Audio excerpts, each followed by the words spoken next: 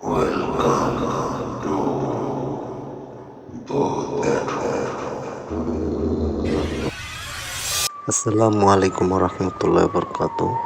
সবাই কেমন আছেন? চলে আসলাম ভূত অ্যাট হোম বাই জে ভূতের ঘটনা নিয়ে। আজকে থেকে আমি আমার এই চ্যানেলে ভূতের ঘটনা ছাড়বো। আপনাদের যদি ভালো লাগে তাহলে শুনবেন এবং অবশ্যই সাবস্ক্রাইব এবং লাইক করবেন। ধন্যবাদ। তো চলুন আজকে একটা ঘটনা দিয়ে শুরু করি, আশা করি ভালো লাগবে। চলুন ঘটনায় চলে যাওয়া যাক। তো আজকে একটা ঘটনা বলার জন্য আর কি রেকর্ডিং করলাম, যদি ভালো লাগে তো শোনাবেন। তো আমি ঘটনায় চলে যাই। তো গাজীপুরের দিকে আগে মূলত গ্রামের মতোই ছিল, তেমন ছিল না। 2008-9 সালে ঘটনা। তো আমি পারিবারিক যে কোনো একটা কারণে তখন সেখানে গার্মেন্টসের একটা জবে গিয়েছিলাম। তো সেখানে যাওয়ার পর সবাই অপরিচিত ছিল। তো একটা মেসে থাকার জন্য গেলাম। তো ওই মেসে যেখানে যাওয়ার কথা, ওই রাস্তাটা এতই চিপাচাপা গ্রামের মতো আর কি। তো ওইখানে যাওয়ার পর একটা পরিত্যক্ত বাড়ি দেখলাম। তো এই বাড়িটার কথা জিজ্ঞাসা করলাম যে এটা এরকম পরিত্যক্ত হিসাবে রয়েছে কেন। তো তারা আমাকে যে ঘটনাটা বললো আমি তাদের ভাষায় বলি। তো বিশ্বাস অবিশ্বাস সেটা আমিও বিশ্বাস করি নাই, তারপরও বিশ্বাস অবিশ্বাস সেটা হলো সবার কাছে কে কীভাবে নেয় বিষয়টা। ঘটনাটা এরকম অদ্ভুত ছিল যে আমার খুব অদ্ভুতই লেগেছে, তারপর বলছি। তো ঘটনা ছিল এরকম যে 3জন বন্ধু তো গ্রাম থেকে শহরে এসেছিল এরকমই গার্মেন্টসে কাজ করার জন্য। তো যে বাসাটা পরিত্যক্ত, তো সেই বাসায় তারা 3জন থাকতো বন্ধু। তো প্রথম চাকরির অবস্থায় তাদের চলাফেরার অর্থটা এমন ছিল যে ইনকামটা খুব কম ছিল, তাই তাদের চলাফেরাটা খুব কষ্টকর হয়ে গিয়েছিল। তো তারা একজন আরেকজনের সাথে বাটপারি করে করে আর কি চলাফেরা করতে, এরকম অবস্থা হয়ে গেছিল। তো এক বন্ধু, নামটা মনে নেই, ছদ্মনাম বলি, ধরেন রাসেল, আপনার আমার নামেই বললাম। তো সে খুবই কষ্ট করতো। তার বাবা মা গরিব ছিল।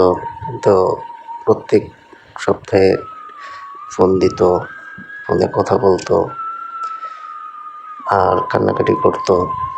তো বলতো যে টেনশন করো না, আমি যেভাবে পারি আমি অবশ্যই টাকা পাঠাবো। তো তখনকার তাদের ইনকাম এমন ছিল যে তারা এখানে থেকে খেয়ে বাড়িতে কিছু টাকা পাঠাতে পারতো আর কি। তো ঘটনাটা শুরু হয়েছিল একদিন সন্ধ্যাবেলা। সে রাসেল হাঁটতে হাঁটতে আসছিল তার বাড়ির দিকে। তো ওইখানে একটা মাঠ ছিল, মাঠের মাঝখানে একটা গাছ ছিল।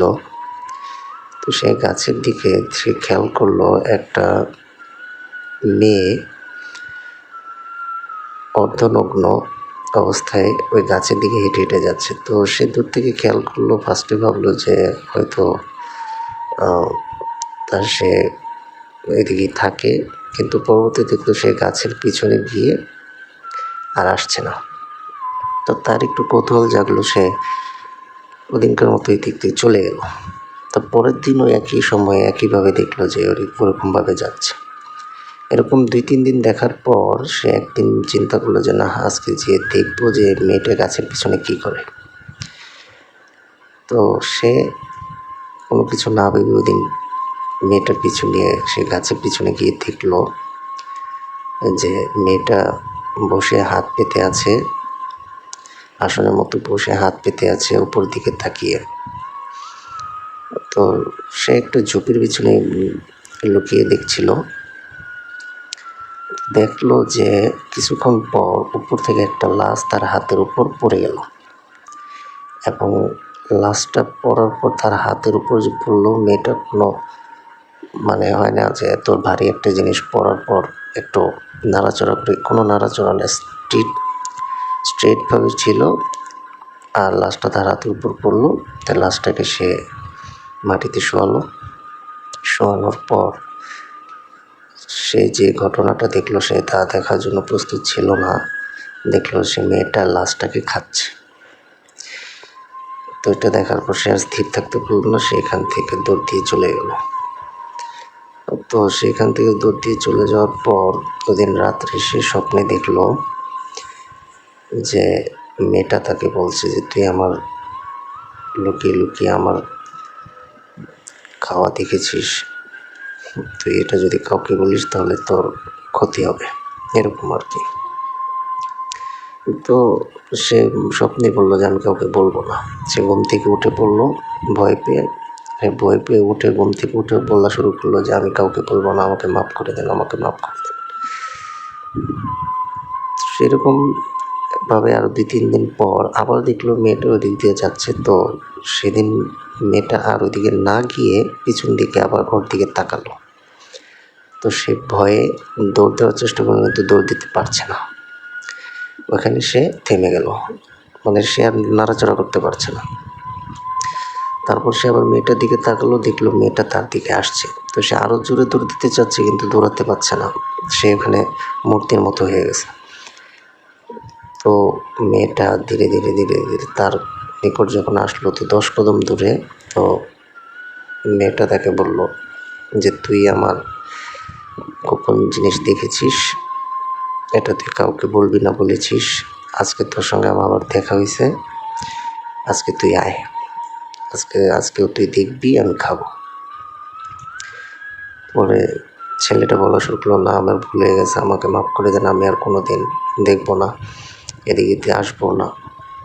ও বলতেছে কোনো সমস্যা নেই, তুই ভয় পাস না, তুই যেহেতু কথা রাখছিস তোর আমি একটা উপহার দিব, তুই আয়, তোর ভালো হবে। পরে বলতেছে যে আপনি আমার মারবেন না, ক্ষতি করবেন না, তাহলে আমি যাবো, আপনি ওয়াদা করেন। তো পেতনি বা পিশাচ বা রাক্ষসনী যাই হোক, যারা যদি ওয়াদা করে তারা ওয়াদা ভাঙে না, এটা সে জানতো, সে এজন্য আর কি ওয়াদা করাইলো। তো মেয়েটা বলেছে ঠিক আছে আমি ওয়াদা করলাম। তো সে ওই দিন তার পাশেই দাঁড়িয়েছিল, আর মেয়েটা এরকম আবার একটা লাশ পড়লো। তো সেদিন যে লাশটা পড়লো, সেই লাশটা সে খেয়াল করলো যে একটা পুরুষের লাশ, মনে হয় কোথাও একটা অ্যাক্সিডেন্ট হয়েছে। অ্যাক্সিডেন্টের অবস্থা খুব মানে অ্যাক্সিডেন্ট দুর্ঘটনা ঘটলে যেমন লাশের বিচ্ছিরি অবস্থা হয়ে যায়, সেরকম একটা বিচ্ছিরি লাশ পড়লো। তো সে লাশটাকে খাবে এর আগে বললো যে তুই এই লাশের পকেটে যা আছে তুই সব নিয়ে নে, ছেলেটাকে বললো মেয়েটা। তো ছেলেটা তার পকেটে, লাশটার পকেটে হাত দিল, পকেটে হাত দিয়ে একটা মোবাইল পেল, কিছু টাকা পেল, ঘড়ি ছিল, হাতে ঘড়ি পেল, গলায় চেন ছিল, চেন নিল, নিয়ে সে দাঁড়িয়ে রইল। মেয়েটা বলল তুই যদি চলে যেতে চাস চলে যা। তো ছেলেটা চলে গেল। তো সে সেদিন অনেকগুলো টাকা পেল। এরকম পাওয়ার পর তার একটা লোভ হয়ে গেল। তো প্রত্যেকদিনই সে ওই রাস্তায় গিয়ে দাঁড়িয়ে থাকে। তো মেয়েটা প্রত্যেকদিন আসে না, 2-3 দিন পর পর হঠাৎ এখন আসা শুরু করলো।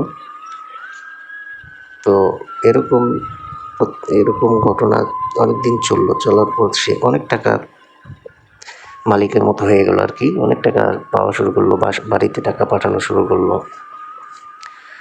তো ঘটনার মোড় ঘুরলো যখন তার 2টা বন্ধু দেখলো যে তার বাসায় সেরকম টাকা পাঠাচ্ছে, টাকা কোথায় পায়। তো তারা 2জনের বন্ধুকে জিজ্ঞেস করলো যে তুই টাকা কোথায় পাস। তো বন্ধু বললো তোদেরকে বলবো কেন, আমি কষ্ট করে ইনকাম করি, ওভার টাইম করি, আবার বাইরেও কাজ করি, এভাবে আমি টাকা ইনকাম করি, এত টাকা কোথা থেকে পাস। তো মোটামুটি তাদের মধ্যে একটা ঝগড়াই হলো, ঝগড়ার কারণে তারা একে অপরের সঙ্গে কথা বলা বন্ধ করে দিল। তো ওই 2 বন্ধু আবার নিজেরা বুদ্ধি খাটালো যে ওই কীভাবে টাকা ইনকাম করে এখন থেকে ওকে ফলো করবো।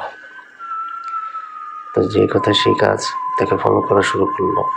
তো দেখলো সন্ধ্যার পরে এখানে একটা দাঁড়িয়ে দাঁড়িয়ে ওই রাস্তা দিয়ে যাওয়ার সময় মাঠের সামনে এসে দাঁড়িয়ে থাকে বন্ধুটা। তারা একটা ঝোপের পিছনে লুকিয়ে পড়লো, লুকিয়ে লুকিয়ে দেখলো। তো হঠাৎ করে দেখলো কি সামনের দিক দিয়ে একটা মেয়ে আসছে। তো মেয়েটা ওইদিকে মাঠের দিকে গাছের দিক পিছনে যাচ্ছে, তো সেও পিছনে পিছনে আছে। ওরা ভাবলো যে এখানে হয়তো নেগেটিভ কিছু কাজ হচ্ছে। তো এটা ভেবে তারা ওদেরকে ধরার জন্য বাইরে করলো। আরেক বন্ধু বললো যে না, আজকে কিছু করবো না, আজকে ওকে গিয়ে ব্ল্যাকমেল করবো যে আমরা তো দেখেছি তুই এই কাজগুলো করছিস, আমরা কিন্তু তোকে ধরিয়ে দিব। তো যে কথা সেই কাজে রাত্রেবেলা সে বন্ধুকে বললো যে তোকে কিন্তু ধরিয়ে দিব, বাড়িতে খবর দিয়ে দিব, এরকম এরকম বললো। ওর বন্ধু বললো যে দেখ তোর এরকম কিছু করিস না, যেহেতু জেনে ফেলেছিস তোদেরকে আমি বলি। তো পুরো ঘটনা খুলে বলার পর ওরা বিশ্বাস করে না। ওরা বলতেছে যে তোরা যদি বিশ্বাস না করিস তাহলে আসিস। পরের দিন একইভাবে ওইখানে দাঁড়ালো। ওরা ওই ঝোপের পিছনে লুকিয়েছিল। তো ঝোপের পিছনে লুকিয়ে থাকার পরে ছেলেটা গেল মেয়েটার এখানে। পরে ওরা দুইজন আবার আরেক দিক দিয়ে ওই গাছের পিছনের আরেক দিকটা ওই ঝোপের পিছনে দাঁড়িয়ে দাঁড়িয়ে আবার দেখলো যে না সত্যি এরকম লাশ পড়ছে, মেয়েটা খাচ্ছে আর সে যা যা পাচ্ছে নিয়ে নিচ্ছে। তো এটা দেখার পর তো ওরা দুজন ভয়ে ওদিন চলে গেল রাত্রেবেলা। তো রাত্রেবেলা যখন চলে গেল তখন ছেলেটাকে ওর দুই বন্ধু ছেলেটাকে রাসেলকে জিজ্ঞাসা করা শুরু করলো যে তুই যে কাজ করছিস সেটার পরিণতি কিন্তু ভয়ানক হবে। ওরা বললো যে তোরা কাউকে বলিস না, তাহলে ভয়ানক হবে না, যদি বললা দেশ তাহলে ভয়ানক হবে। ও বলতেছে দেখ এটা বেশি দিন চালাইস না, তুই এর থেকে বেরিয়ে আসা পর। দুই বন্ধু বলতেছে। পরে ওদের দুই বন্ধুর মধ্যে এক বন্ধুর আবার লোভ হলো মনে মনে। তো মনে মনে লোভ হলো, তাই এই বন্ধু বলল তুই যাইস না। তো রাসেল পরের দিন যায় নাই। তো ওই বন্ধু যে বন্ধুটার লোভ হলো সেই বন্ধুটা পরের দিন এরকম গেল, যাওয়ার পরে এভাবে দাঁড়িয়ে রইল। তো মেয়েটা আসলো, মেয়েটার পিছনে বললো যে দেখেন আমিও গরিব মানুষ, আমার কিছু টাকা পয়সা দরকার, আপনি এখানে লাশ খান আমি জানি, তো আপনি আমার কিছু টাকা পয়সা দেন, আমি কাউকে বলবো না। তো এরকম মেয়েটা বললো তোকে কে বলেছে, কার কাছে শুনেছিস, তোরা তো ওরা সাহস, তুই আমার চিনিস, আমি তোর কী ক্ষতি করতে পারি তুই জানিস? তো বলতেছে আপনি আমার কোনো ক্ষতি করেন না, আমি গরিব মানুষ, আমার বন্ধু আমার বলছে আমার ওয়াদার ভঙ্গ করছে, আমার কথার খেলাপ করছে, ওর মৃত্যু নিশ্চিত আর তোরও মৃত্যু নিশ্চিত। তো এই কথা বলার পর মেয়েটা দিক থেকে নাই হয়ে গেল, মানে উধাও হয়ে গেল। তো ওই ছেলেটা ভয় পেয়ে গেল, ভয়ে দৌড়ে বাসায় গেল। বাসায় যাওয়ার পর সবাইকে বলতেছে যে আমি তো এরকম এরকম করে ফেলছি। তো ওই তো বলছে যে তোরও মেরে ফেলবে আমাদেরও মেরে ফেলবে, এখন কী করা যায়? পরে রাসেল বন্ধু বলতেছে সর্বনাশ, এটা কী করছিস? এখন তো এখানে থাকলে আমাদের মৃত্যু নিশ্চিত, চলো আমরা রাত্রের মধ্যে এখান থেকে ভাগি। তো এখান থেকে মানে সব কিছু গুছিয়ে বের হয়ে যাবে এমন সময় বাইরে থেকে আওয়াজ হচ্ছে যে তোদের মৃত্যু নিশ্চিত, তোরা এখানেই থাক, যদি বের হস তাহলে তোদের মৃত্যু নিশ্চিত। তো বলতেছে যে আমরা ওকে কিছু বলবো না, আমরা এখান থেকে চলে যাই, আমরা আর কখনো আসবো না। ওকে না, মেয়েটি বলে যে না, মরতে তো তোদের হবেই, মরতে অবশ্যই তোদের হবেই। বড় বলতেছে যে এক বন্ধু বলতেছে যে চল আমরা চূড়া টুড়া পরে একটা দৌড় দিই দরজা খুলে। পরে এরকম চূড়া টুড়া পড়া শুরু করছে, তো বাহির থেকে আওয়াজ আসছে না। তো বিকট বিকট আওয়াজ শুরু হচ্ছে, কিছুক্ষণ পর আবার আওয়াজ থেমে যায়, বিকট আওয়াজ হয়, আবার আওয়াজ থেমে যায়। তারপর যে তারা প্রস্তুতি নিল যে দরজা খুলে একটা দৌড় দিবে। এমন সময় উপর থেকে টিনের ঘর ছিল, বলে রাখে ওদের ঘরটা মানে ছিল হাফ বিল্ডিংয়ের মতো, যাদের টিন থাকে আর কি, দেয়াল দিয়া দেয়ালের উপর টিন করা আর কি, এরকম বাসা। তো ওই টিনের উপর দিয়ে এমন একটা গাছ টিনের উপর দিয়ে তারা তিনজন যে জায়গাটা দাঁড়িয়ে ছিল দরজার সাইডে, তো টিনের উপর দিয়ে একটা গাছ তাদের মাথার উপর দিয়ে তাদের তিনজনকে মূলত পিষে দিল এবং গাছটাকে 3 ফুট মাটির নিচ পর্যন্ত চলে গেছে। এত এত এতভাবে আর কি গাছটাকে সে যাতা দিছে তাদের উপরে। টিন ভেদ করে তাদের তিনজনের উপর চাপ দিয়ে 3 ফুট মাটির নিচে চলে গেছে। তারা তিনজন ওখানে ডেড। তো পরের দিন সকালে এরকম যে সবাই জিজ্ঞাসা করা শুরু করলো যে কী ব্যাপারে বাসার ভিতরে এরকম গাছ কেন, এরকম গাছ এরকম পরে যাওয়ার পরে দেখে যে বলেছে এখানে একটু কারেকশন করে 3 বন্ধুর একটা বন্ধু ছিটকে সাইডে পড়ে গিয়েছিল, যে বন্ধুটা আর কি যায় নাই।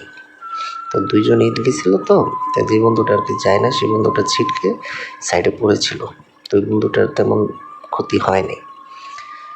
তো পরবর্তীতে সকালে সবাই যাওয়ার পরে যায় দেখে তারই অবস্থা। তো তাকে হাসপাতালে নিয়ে যাওয়ার পরে তাকে জিজ্ঞাসা করা হয়। তার যখন জ্ঞান ফিরে তাকে জিজ্ঞাসা করা হয়, সেই পুরো ঘটনাটা খুলে বলে। কেউ বিশ্বাস করতে চায় না।